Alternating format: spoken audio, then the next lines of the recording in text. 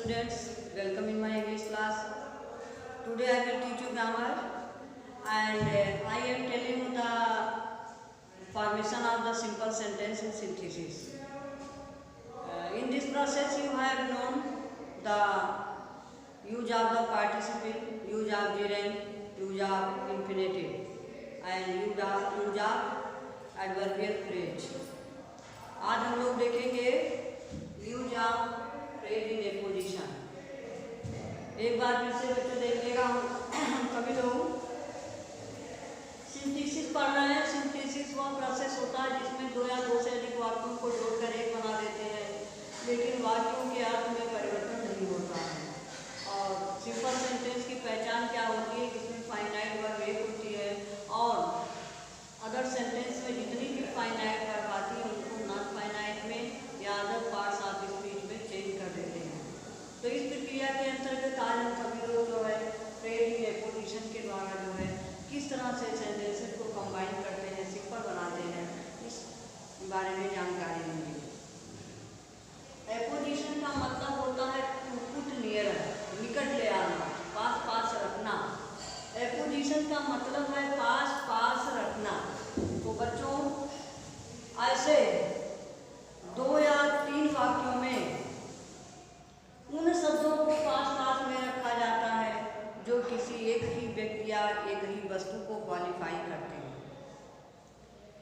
दो या तीन वाक्यों में कुछ ऐसे शब्द होते हैं जो एक ही व्यक्ति या एक ही वस्तु की पहचान बताते हैं। तो ऐसे उन तीनों शब्दों को कामा के द्वारा एक साथ लिख देते हैं और बाद में एक ही वर्ब से तीनों का काम चल जाता है। तो उसको हम कहते हैं phrase in apposition. The formation of the phrase by using the phrase in apposition, यानी फ्रेज इन एपोजिशन के द्वारा सिंपल सेंटेंस बनाने के लिए किसी भी व्यक्ति या वस्तु की एक से अधिक जो क्वालिटीज होती, जो उनके गुण होते हैं, जो उसकी विशेषता होती है, उसको एक ही साथ में कॉमा लगा करके रख देना और एक ही मुख्य क्रिया के द्वारा काम चलाना जो है वो कहलाता है फ्रेज इन एपोजिशन। आप उदाहरण में देखिएगा, यहाँ पर आपके सामने दिया है Kiran got a prize, she is my daughter. अब यहाँ पर देखिएगा सब्जेक्ट आपका क्या है, किरण है।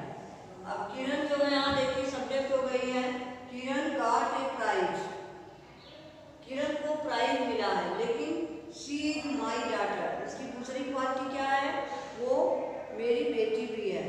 तो जब इसको हम कंबाइन करेंगे तो आंसर क्या लिखेंगे, सबसे पहले आप लिखोगे किरण, पहले आप लिखिएगा किरण, फिर आप लगा देंगे कॉमा। किरण कौन है, my daughter, Kiran my daughter, Kiran my daughter. अब इसके बाद आप वर्ब लगाइए got a prize, Kiran my daughter got a prize. इस तरह से सेंटेंस कंबाइन हो गया, यानी किरण की दो क्वालिटीज थी, उन दोनों क्वालिटीज को एक ही साथ में एक ही वर्ब के द्वारा जो है कंबाइन कर दिया गया है। Kiran my daughter got a prize, इसको कहते हैं नाउन फ्रेज इन एपोजिशन। दूसरा है Tagore was a famous Bengali poet, he is the author of Gitanjali. अब यहाँ पर देखिए टैगोर जो है एक फेमस बंगाली पोएट भी थे और वो गीतांजलि के लेखक भी हैं। अब इसमें टैगोर की दो क्वालिटीज हैं, तो आप फ्रेज इन एपोजिशन के द्वारा टैगोर की दोनों क्वालिटीज को एक साथ कर लेंगे। पहले आप लिखेंगे टैगोर, पहले आप लिखिएगा टैगोर, फिर कॉमा लगाइए, अ फेमस बंगाली पोएट, अ फेमस बंगाली पोएट। अब इसके बाद फिर कॉमा लगाइए, कॉमा लगाइए, फिर इसके बाद लिखिए is the author of Gitanjali, is the author of Gitanjali. Tagore a famous Bengali poet is the author of Gitanjali. अब देखिए यहाँ पर आपने इस सेंटेंस को कंबाइन कर दिया कैसे कंबाइन किया आपने? पहले टैगोर की जो भी क्वालिटी है उसको आपने फ्रेज इन एपोजिशन के द्वारा एक साथ कर दिया। टैगोर के बाद आपने कामा लगाया। टैगोर क्या है? ये फेमस बंगाली पोएट है, द ऑथर ऑफ गीतांजलि। तो इस तरह से फ्रेज इन एपोजिशन के द्वारा किसी भी व्यक्ति या वस्तु की एक या एक से अधिक क्वालिटी को कामा के द्वारा एक साथ लिख देते हैं और एक ही वर्ब के द्वारा हम काम चलाते हैं। ये कहलाता है formation of the simple sentence by using the phrase in apposition. तो इस तरह से हमने आज देखा कि फ्रेज इन एपोजिशन के द्वारा किस तरह से हम सिंपल सेंटेंस को बनाते हैं। अब हम लोग देखते हैं nominative absolute by using nominative absolute by using nominative NOMINATIV nominative ABSOLUT nominative absolute के द्वारा किस तरह से सिंपल सेंटेंस बनता है। अब सबसे पहले आप ये जानोगे नॉमिनेटिव एब्सोल्यूट क्या होता है। ये सारी प्रक्रिया हम लोग सिंपल सेंटेंस बनाने के लिए देख रहे हैं कि सिंपल बनाने के लिए हम कौन कौन से रूल को फॉलो करते हैं।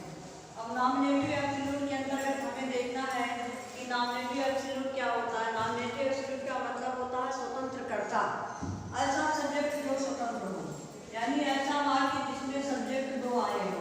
जहाँ पर कार्य करने वाले दोनों सेंटेंस में दो लोग होते हैं वहाँ पर हम नॉमिनेटिव एब्सोल्यूट का प्रयोग करते हैं। नॉमिनेटिव एब्सोल्यूट क्या होता है? इसको हम स्वतंत्रकर्ता कहते हैं और इसका प्रयोग वहाँ पर होता है जहाँ पर नाउन के बाद परफेक्ट पार्टिसिपल का प्रयोग होता है, वो नॉमिनेटिव एब्सोल्यूट कहलाता है। नॉमिनेटिव एब्सोल्यूट को हम पार्टिसिपल भी कह सकते हैं क्योंकि इसका प्रयोग प्रेजेंट पार्टिसिपल और परफेक्ट पार्टिसिपल की तरह ही होता है। यानी जैसे आपने सिंपल बनाने के लिए प्रेजेंट पार्टिसिपल का प्रयोग किया था और परफेक्ट पार्टिसिपल का प्रयोग किया था, सेम कंडीशन है नॉमिनेटिव एब्सोल्यूट की। दोनों में थोड़ा सा डिफरेंस होता है और इसमें डिफरेंस क्या होता है कि दोनों वाक्यों के सब्जेक्ट अलग अलग होते हैं। इसमें सब्जेक्ट एक ही नहीं होता है और यही कारण है कि एब्सोल्यूट पार्टिसिपल को इसको सब्जेक्ट के तुरंत बाद रखते हैं। इसका प्रयोग निम्नलिखित तीन प्रकार से होता है, यानी present participle, absolute present participle. जैसे हम प्रेजेंट पार्टिसिपल को लगाते हैं तो सेंटेंस में पहले प्रेजेंट पार्टिसिपल वाला वर्ड लिखते हैं, लेकिन इसमें जब प्रेजेंट पार्टिसिपल लगाएंगे तो पहले जो इसका सब्जेक्ट होगा वो लगेगा, उसके बाद प्रेजेंट पार्टिसिपल का वर्ड लिखाता है। और दूसरा है परफेक्ट पार्टिसिपल। परफेक्ट पार्टिसिपल में आप हैविंग लगा करके वर्ब की थर्ड फॉर्म लगाते हो, तो इसमें भी हैविंग लगा करके वर्ब की थर्ड फॉर्म लगेगी लेकिन उसके पहले सब्जेक्ट लग जाता है। यानी दोनों में अंतर क्या होता है कि उसका कर्ता एक ही हो सकता है लेकिन इसके सब्जेक्ट दोनों अलग अलग होते हैं। और जहाँ पर ये सेंटेंस आपका पैसिव वॉइस में होता वहाँ पर बीन लग जाता है। यदि दोनों वाक्यों में कर्ता एक ही है तो पार्टिसिपल का प्रयोग करते हैं, नॉमिनेटिव का प्रयोग नहीं करते हैं। लेकिन अगर कर्ता अलग अलग है तो नॉमिनेटिव एब्सोल्यूट का प्रयोग होगा। कहने का मतलब ये है बच्चों कि नॉमिनेटिव एब्सोल्यूट का मतलब होता है स्वतंत्रकर्ता, ऐसा कर्ता जो स्वतंत्र रूप से कार्य करे, अर्थात दो या दो से अधिक वाक्यों को जोड़कर सिंपल बनाने के लिए जब नॉमिनेटिव एब्सोल्यूट का प्रयोग करते हैं तो जिन स्थानों पर वाक्य में कार्य करने वाले कर्ता भिन्न भिन्न होते हैं, जब उनको हम जोड़ते हैं तो उस जोड़ने की प्रक्रिया को नॉमिनेटिव एब्सोल्यूट कहा जाता है।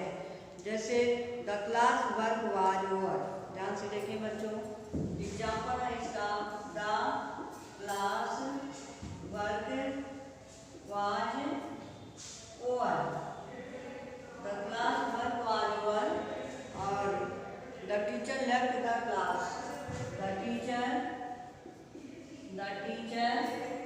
Left the class.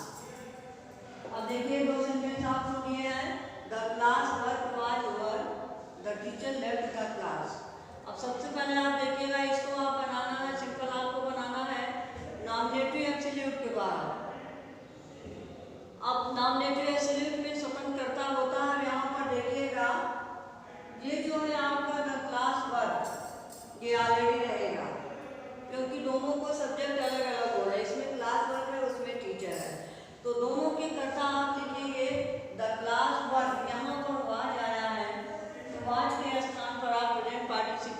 लिखते हो, बीइंग लिखते हो। तो the class work being over, तो आपका आंसर हो जाएगा the class work being over. The class work being over, अब हम कॉमा लगा देंगे।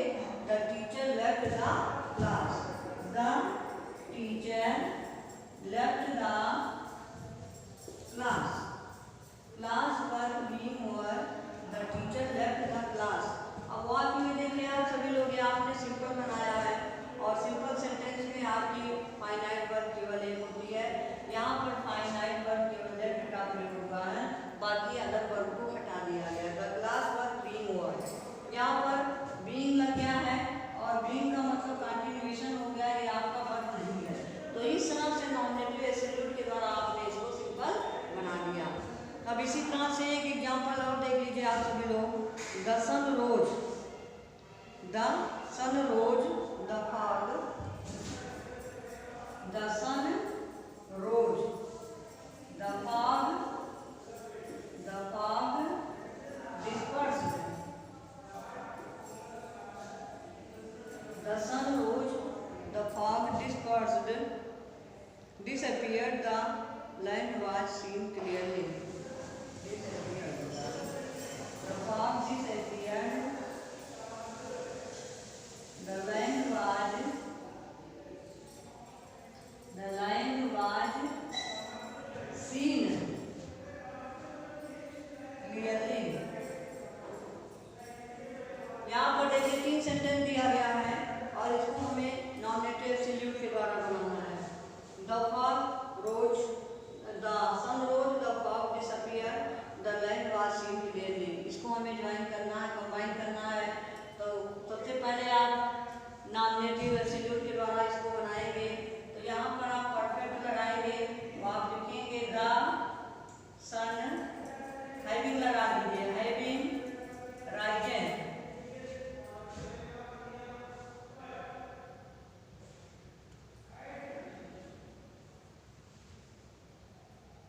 the sun having risen, the sun having risen, the fog disappeared, the fog disappeared,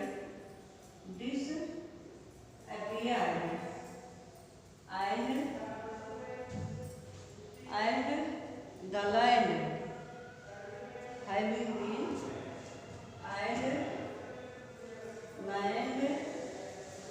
and land having been seen clearly।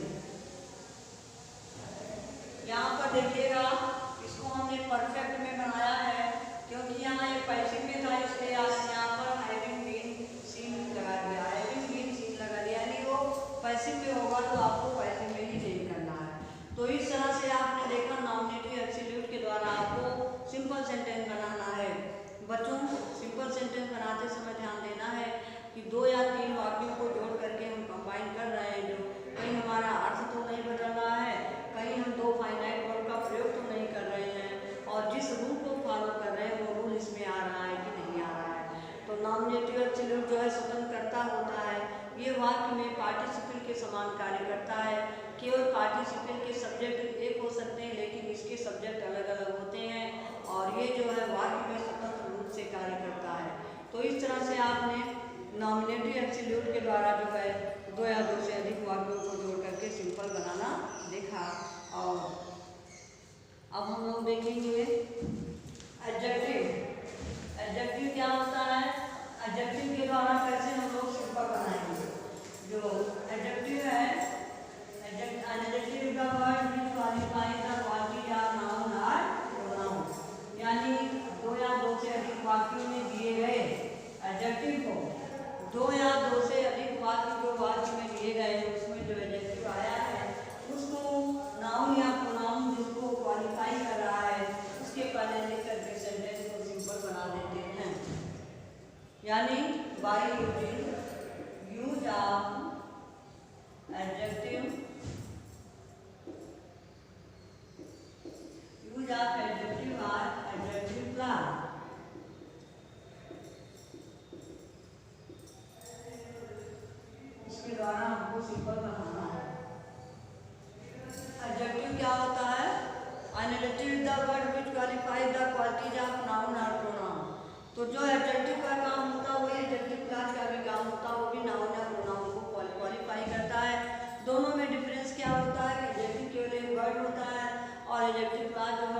Group of words होता है, बस दोनों में इतना ही डिफरेंस होता है।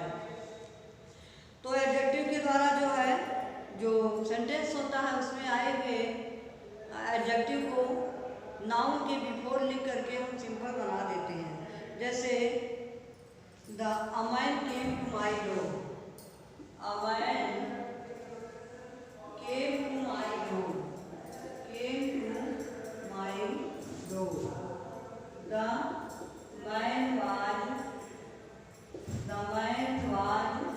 Blind, the man was blind. अब यहाँ पर देखिएगा ये मैन नाउन है आपका और यहाँ पर एडजेक्टिव क्या है, ब्लाइंड है। अब आपको एडजेक्टिव को नाउन के पहले ले आ देना। मैन कैसा है, ब्लाइंड है। आपने जोड़कर लिखा a blind man, a blind man came to my door, a blind man came to my door. इस तरह से आपने एडजेक्टिव को यूज करके सिंपल बना लिया। दूसरा एग्जांपल देखिएगा, his house had fallen,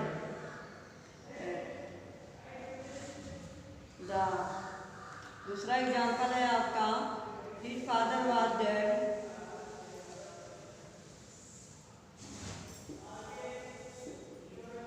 his father was dead, his father was dead, he had to support his family, he had to support his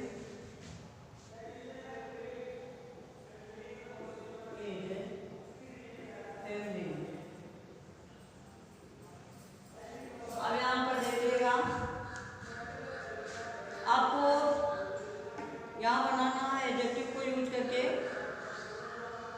simple sentence या एडजेक्टिवल फ्रेज को use करके बनाना है। तो his father was dead, he has to support his family. तो हम पहले यहाँ से शुरू करेंगे, he has to support his family at the death of his father, at the death of his father he has to support his family,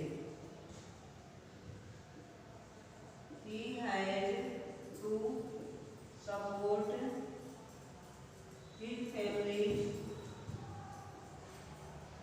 he has to support his family at the death of his father, at the death of his father। तो इस तरह से आपने adjective के द्वारा, adjectival phrase के द्वारा जोड़ करके आपने सिंपल सेंटेंस बनाया। Once again children listen to me, an adjective is the word which qualifies the quality of noun or pronoun. So when you are combining the two sentences by using the adjective or adjectival phrase, you have to know that first of all where is the use of the adjective in the sentence, you have to put it nearer the noun because it is the qualifier of the noun।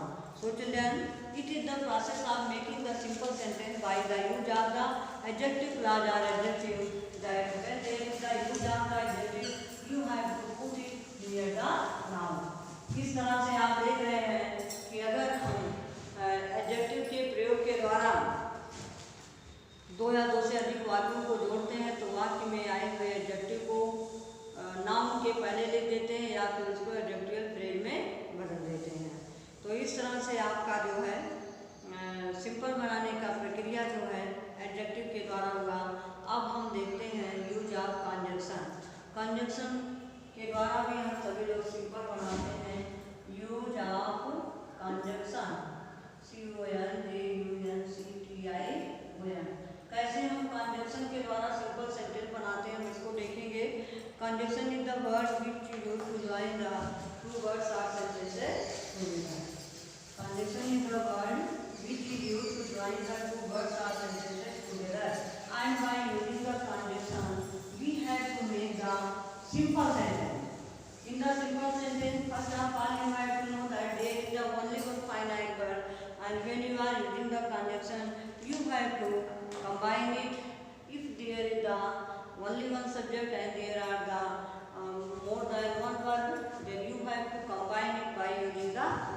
Conjunction, यानी अगर वाक्य में subject एक ही है, यानी दोनों वाक्यों में सब्जेक्ट एक दिया गया लेकिन वर्ब दो है, तो ऐसे वाक्यों को कंजक्शन के द्वारा जोड़ करके हम सिंपल बना देते हैं। कंजक्शन जैसे एंड है, बट है, अदरवाइज है, इनके द्वारा जोड़ करके हम सिंपल बनाते हैं। जैसे I purchased a book, I purchased a book, I purchased a book, I purchased a pen. तो इसका जब आप कंबाइन करोगे तो आप कहोगे I purchased a book, I purchased a book and a pen. ये हो गया आपका कंबाइन, आपने इसको कंजक्शन के द्वारा कंबाइन कर दिया। अगला है Sachin played a match, Hari went to Agra, Mohan also went with Hari. Hari went to Agra, Hari went to Agra, Mohan also went to him.